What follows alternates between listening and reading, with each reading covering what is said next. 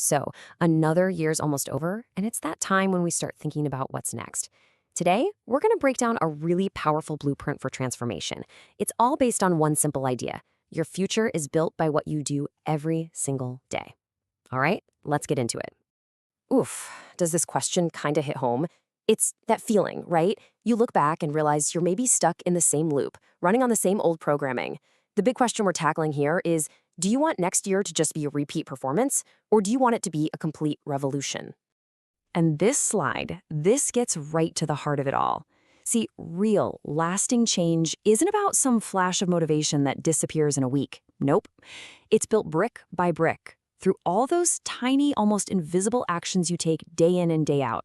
Those little choices are what are quietly shaping who you're becoming. Okay, so where do we even start this whole process? Well, the idea here is simple.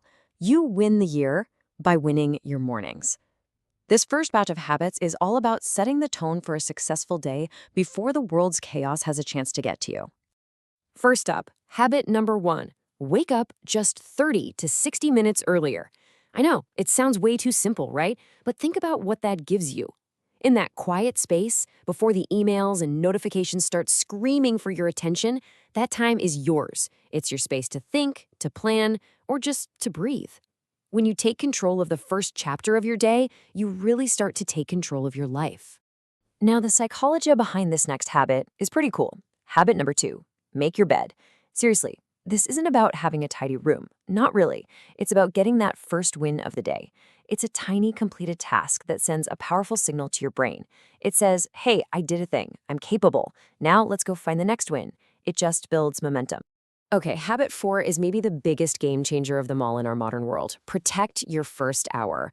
Most of us, what do? We sabotage our day within the first 5 minutes by grabbing our phone. We're instantly reacting to other people's emergencies and agendas. Instead, that first hour should be sacred. Use it to be proactive, meditate, journal, plan, stretch. You act with purpose instead of just reacting to the world. This brings us to habit number 3. Do one challenging task. See, comfort is the enemy of growth. Real growth only happens when you push yourself. So do that one thing you've been putting off. Maybe it's a cold shower, a tough workout, or making that phone call you're dreading. Get it done first, and I promise, the rest of your day will feel so much easier. You're basically training your brain to embrace challenges. A great morning sets the stage, but you need fuel to perform all day. So this next set of habits is all about building and maintaining your physical and your mental energy. Let's call it fueling your action engine. Habit 5, move your body every single day. And look, we are not talking about running a marathon here. This could be a brisk walk, some stretching, a few push-ups. The point is to just get your blood flowing. When you move your body, you wake up your mind, your energy levels naturally rise, and you build that critical momentum to carry you through the day. Habit 6 might be the simplest thing on this whole list, but the impact is huge. Start your day with a glass of water. Before the coffee, before anything else. Think of it like putting gas in your car before you try to drive it.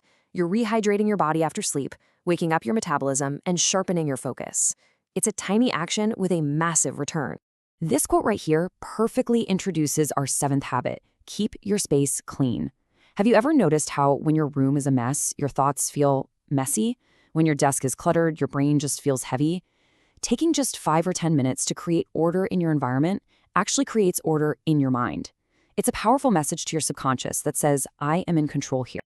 And check out this chart because it perfectly visualizes the magic of compounding. Habit 8 is to learn for just 10 minutes a day. That's it. It feels so small, almost pointless, right? But look what happens. Those small daily deposits of knowledge, day after day, build on each other until over a year, you've become unstoppable. It fuels your confidence, your creativity, everything. All right, so we've covered the morning and the body. This final set of habits is all about strengthening the most important asset you have, your inner world. This is all about mindset, self-trust, and the stories you tell yourself. This brings us to habit 9, which is all about building self-trust. I mean, think about it. How can you ever tackle your big goals if you don't even trust yourself to do the small things? So the habit is this. Keep one small promise to yourself every day. It could be drinking that water, going for that walk, whatever. Every time you do it, you're building evidence. You're casting a vote for the person you want to become. Most of us, we end our day thinking about everything that went wrong. Our final habit, number 10, completely flips that script. Before you go to sleep, Write down 3 wins, and they can be tiny. Maybe you finished a task, maybe you were kind to someone, or maybe you just showed up when you didn't feel like it. Over time, this simple act actually rewires your brain to look for progress, not just problems. So we've gone through 10 powerful habits, but it's so important to understand that this isn't just some random checklist. This is a system, it's a framework where each habit actually supports the others, creating this amazing upward spiral of positive change. And this might be the most important takeaway of all. You are going to have off days. You're going to miss a habit. So what?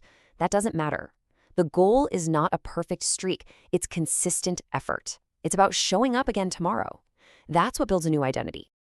So, after all this, what's your first step? Please, don't try to do all 10 things at once. That's just a recipe for burnout. The real secret is to start small. Just pick one, whichever one seems easiest or most exciting. Master it.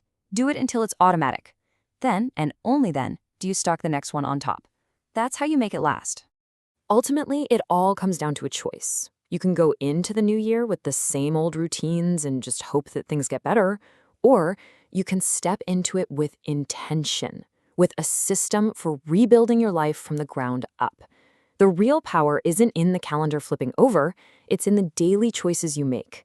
So, the only question left is, who will you choose to become?